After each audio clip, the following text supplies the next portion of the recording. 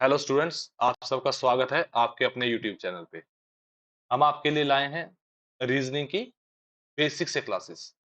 ठीक है, जिस भी बच्चे को बैंक एग्जाम के लिए आरआरबी पीओ, एसबीआई, ठीक है, एसबीआई पीओ क्लरिकल या फिर आईबीपीएस का जो पीओ अक्टूबर में होने जा रहे हैं, सितंबर अक्टूबर में क्लरिकल और पीओ के एग्जाम, उसके लिए अपनी पजल सेक्शन को स्ट्रॉन्ग करने के लिए, अपने रीजनिंग को स्ट्रॉन्ग करने के लिए हम आपके लिए लाए हैं ये सीरीज।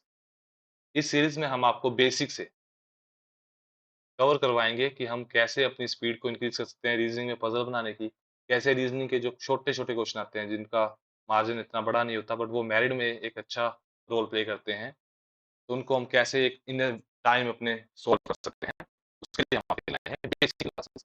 ठीक है, इसमें हम बेसिक से कवर करेंगे, आपको सिखाएंगे कि कैसे आप एक पजल को बेसिक से उसकी बना सकते हैं। तो चलिए स्टार्ट करते हैं आज की अपनी इस क्लास को बनाने का। जो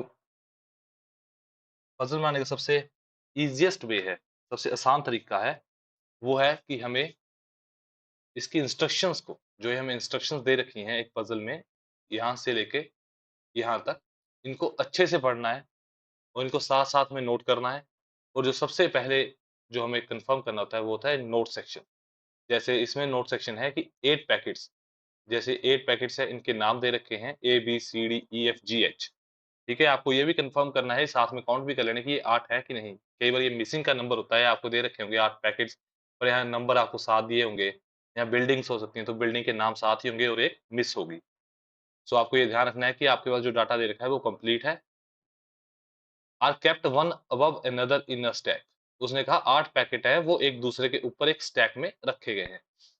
तो आप हम सब ने वीडियोस में या फिर कहीं न कहीं अपने बिल्डिंग देखी हुई है, जो इमारतों रखी होती हैं, तो इमारतें ऐसी होती हैं 8, 7, 6, 5, 4, हम ऐसे काउंट करते हैं कि 8 मंजिला है, 7 मंजिला, 6, 5, जितना भी उसका नंबर है, तो वो एक दूसरे के ऊपर इंक्रीज करती हुई चलती है। तो हमारी पजल भी कुछ इसी तरह है, जो स्टैक्स की होती है वो बनती है।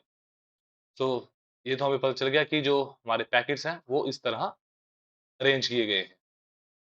तो इस इन्फॉर्मेशन के बाद हमने इसके आगे की इन्फॉर्मेशन पढ़ते हैं इसको। H is not kept at the bottom. Bottom, इसमें जो बॉटम होता है वो नीचे वाला सबसे, जैसे यहाँ फर्स्ट होगा, तो कह रहा है कि जो एच है वो यहाँ पे नहीं आएगा। ठीक है, and one packet is kept between H and B. H and B के अंदर एक पैकेट रखा हुआ है। तो हमें इस तरह से अपनी इंफॉर्मेशन कलेक्ट करनी होती है, इससे लिख के, और केसेस बनाने होते हैं। तो आज की वीडियो में हम सब सीखेंगे कि हम कैसे इनको बनाएंगे, कैसे इनको अरेंज करेंगे। तो चलिए स्टार्ट करते हैं।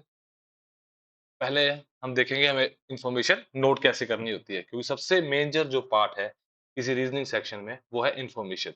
और इंफॉर्मेशन को नोट करने का एक तरीका होता है, क्योंकि आपको ये जितना आप सिंपलेस्ट वे में उसे लिखेंगे उतनी जल्दी आप अपनी पजल सोल्व कर पाएंगे। तो चलिए स्टार्ट करते हैं फिर। हमें दे रखा है कि only one packet is kept between H and B. H और बी में एक पैकेट है। हमें नहीं पता एच के ऊपर है या नीचे है बी, क्योंकि इसने इस बात को मेंशन नहीं किया है। ठीक है, तो नेक्स्ट पॉइंट है हमारा कि ए इज केप्ट इमीडिएटली अबव। देखिए इस लाइन में उसने बता रखा है कि ए जो इमीडिएटली अबव है एफ के, तो इसको हम लिखेंगे ए इज इमीडिएटली अबव एफ। इस तरह का एरो लगा देंगे जिससे हमें पता रहेगा कि इन दोनों को साथ में बिठाना है।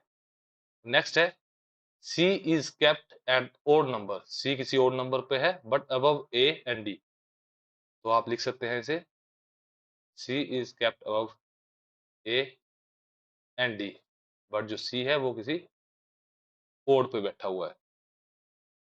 सो नेक्स्ट लाइन है no one is sit between C and B.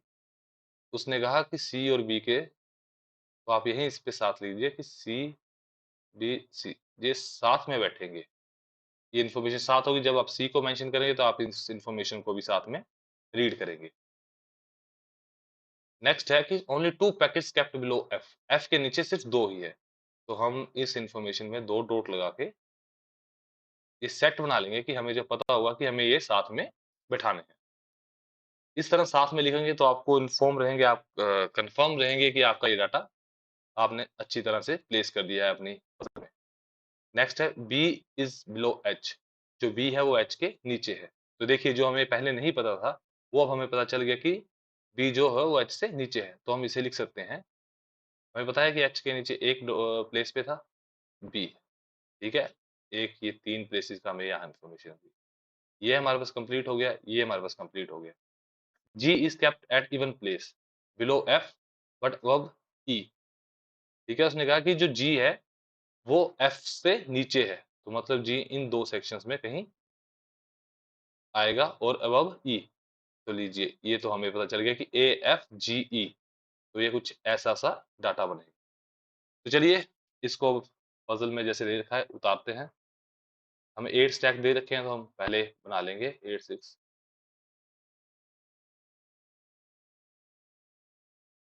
जहां भी आपको बिल्डिंग का क्वेश्चन या एक दूसरे के ऊपर बैठे हो तो आप ऐसे ही उनके दिए नंबर के अकॉर्डिंग, जैसे हमारे पास 8 दे रखे हैं तो हम 8 तक जाएंगे, 6 भी होते हैं, 7, कुछ भी आपको दिया जा सकता है।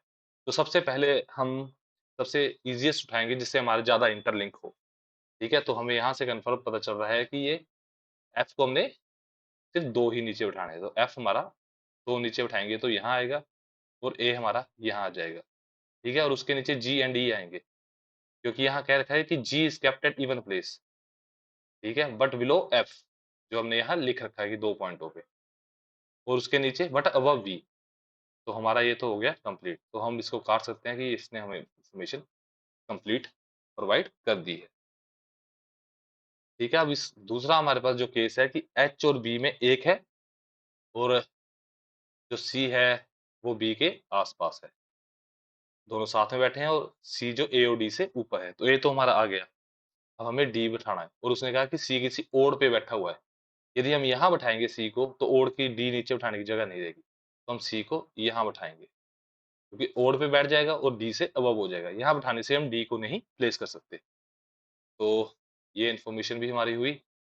एच एंड बी में एक बैठा है, हम यदि बी को यहाँ बैठाए तो एच यहाँ आएगा जो पॉसिबल नहीं है, तो हम एच को यहाँ बैठाएंगे और बी को यहाँ, और हमारा डी यहाँ आ जाएगा, ठीक है। सो ये हमारी पजल रही। आप देख सकते हैं जितने आप सिंपलेस्ट वे में इस इंफॉर्मेशन को राइट डाउन करेंगे उतना ही इजीली आप पजल को सोल्व कर सकते हो।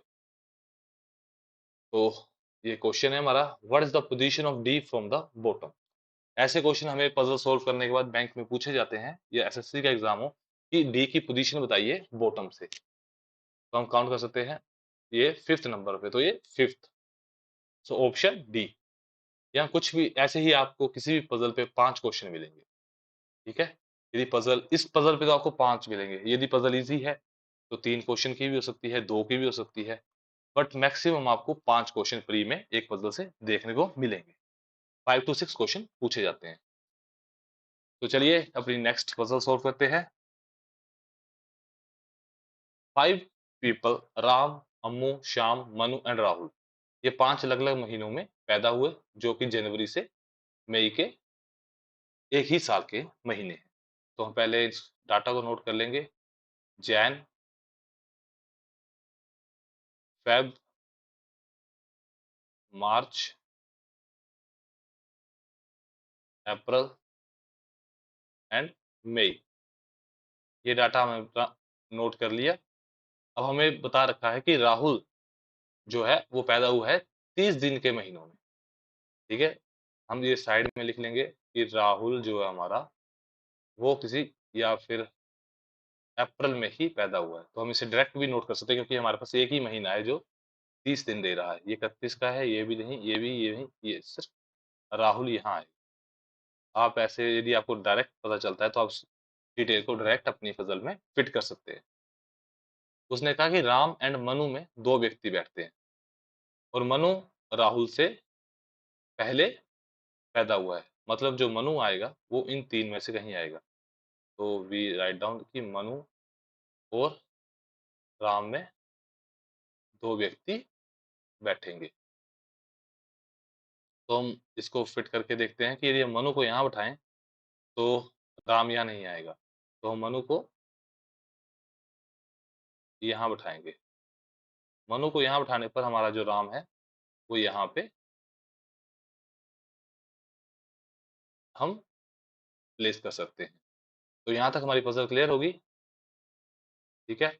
अम्मू बोर्न आफ्टर मनु, जो अम्मू है वो मनु के बाद में पैदा हुआ है, तो हमारे पास ये बची एक जगह। तो जो बट नॉट इन मई, तो मई में वो नहीं है। तो हमारे पास जो एक व्यक्ति बचा वो है श्याम। तो श्याम जी हमारे यहाँ बैठेंगे, ठीक है। इस तरह की पजल्स आरआरबी क्लर्क में पूछी जाती है। ये डायरेक्ट आएंगी आपको 2 to 3 क्वेश्चन, क्योंकि इतनी इजी पजल है, 2 से 3 क्वेश्चन आपको आराम से देगी जाएगी। ये हमारा क्वेश्चन है डायरेक्शन बेस। डायरेक्शन बेस एक पजल है, छोटी पजल है, ये एग्जाम में आरआरबी पीओ और क्लैरिकल दोनों में पूछी जाती है। ये जो क्वेश्चन कैरी करती है, ये करती है 2 to 3 क्वेश्चन।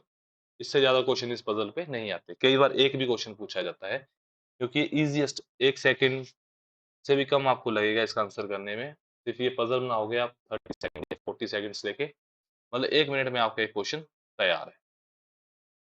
तो चले स्टार्ट करते हैं। पहले पढ़ेंगे हम अच्छे से कि कैसी है। ए जो एक पर्सन है, a person start to move in east from his house. इसके लिए पहले एक चीज आपको याद रखनी है, डायरेक्शन के बारे में थोड़ी इन्फॉर्मेशन, कि ए नॉर्थ इस साइड होता है, ईस्ट साउथ एंड वेस्ट। ये जो डायरेक्शन है ये सेम रहती है, फिक्स है। किसी भी क्वेश्चन सोल्व करने के लिए यदि आपको कह रहा है कि नॉर्थ को ट्रैवल करेगा, तो आपका व्यक्ति इसी साइड ही ट्रैवल करेगा, ठीक है। यदि वो साउथ कर रहा है तो साउथ इसी साइड ट्रैवल करेगा, वेस्ट बोलता है तो इस साइड, ईस्ट बोलता है तो इस साइड। ये शिफ्ट नहीं करेंगे हम, ये हमारा कांस्टेंट डाटा है जो हम फिक्स ही रखेंगे। तो चलिए स्टार्ट करते हैं। उसने कहा कि ये जो हमारा ए है वो अपने घर से, ये मार्क करते हैं उसका घर है, यहाँ से वो ईस्ट ट्रैवल करता है। आफ्टर वॉकिंग 10 मीटर, 10 मीटर चलने के बाद वो एक लेफ्ट टर्न लेगा, जिससे वो 8 मीटर चलेगा। अब आप यहाँ पे खुद को इस पोजीशन पे रख के देखिए कि आपका लेफ्ट किस साइड है। तो इस साइड हमारा लेफ्ट आएगा, तो हम इस साइड चलेंगे, ठीक है। और 8 मीटर चलने के बाद वो रुकता है। नाउ ही टेक 2 राइट्स, वो 2 राइट लेगा, ठीक है। एक राइट लिया जिसमें वो 5 मीटर चलेगा, और दूसरा राइट लेगा जिसमें वो 4 मीटर चलेगा, ठीक है जी। 4 मीटर चलने के बाद वो अपना ऑफिस पहुंच जाता है। Now he reaches is office, ठीक। अब उसने कहा is office is eight which direction from his house. अब हमने एक पजल बना लिया है, तो जो ऑफिस है वो किस डायरेक्शन में है अपने घर से। तो हमें पता है कि this side is north, and जो ये साइड है वो हमारी ईस्ट है। तो इन दोनों के बीच में जो एरिया आएगा उसको हम कहेंगे नॉर्थ ईस्ट साइड। उसका जो ऑफिस है वो नॉर्थ ईस्ट है अपने घर से। जो ये आंसर है नॉर्थ ईस्ट।